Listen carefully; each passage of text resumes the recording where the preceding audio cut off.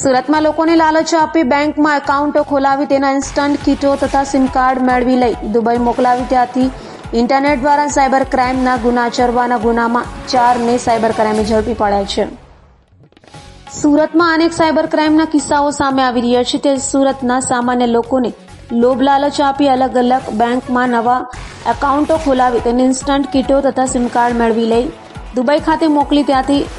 ઇન્ટરનેટના માધ્યમથી દેશના જુદા જુદા ભાગોમાં સાયબર ક્રાઇમના ગુના આચરવામાં મદદ કરતી ગેંગને ડોક્યુમેન્ટ આપનાર રાજપ્રકાશ રૈયાણી, વિજય મગન ઓડ, મહેશ રામજી ભડિયાદ્રા અને ચંદ્રેશ દયાળ કાકડિયાને ઝડપી પાડી તેઓ પાસેથી મોબાઈલ ફોન, બેંકોની કીટ સહિતની વસ્તુઓ કબજે કરી હતી।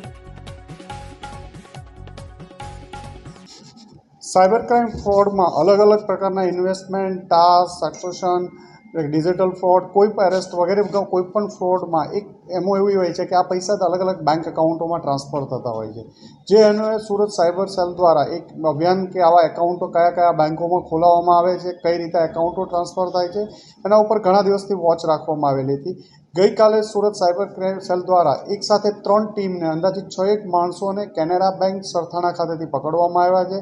જેમાં જેઓના નામ જોઈએ તો રાજ રૈયાણી, વિજય ઓડ, મહેશ ભડિયાદ્રા, ચંદ્રેશ કાકડિયા, હાર્દિક દેસાઈ અને ચેન્નઈનો એક થન્નીગલ થેરુગનમ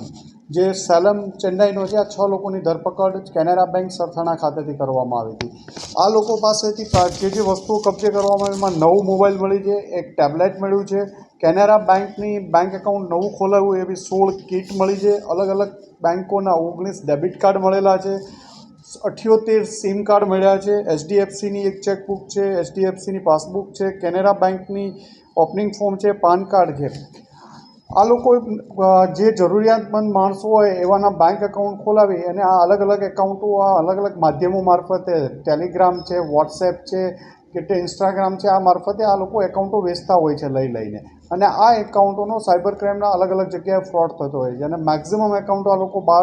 ઇન્ડિયા બહાર મોકલી આપતા હોય છે। સાથે એ જ નંબર ઉપર એક પ્રી એક્ટિવેટ સિમ કરાવી દે છે, એ એકાઉન્ટ સાથે એને લિંક કરાવી દે છે, પછી એની એકાઉન્ટની પાસબુક કે ડેબિટ કાર્ડ જે ઇન્ટરનેશનલ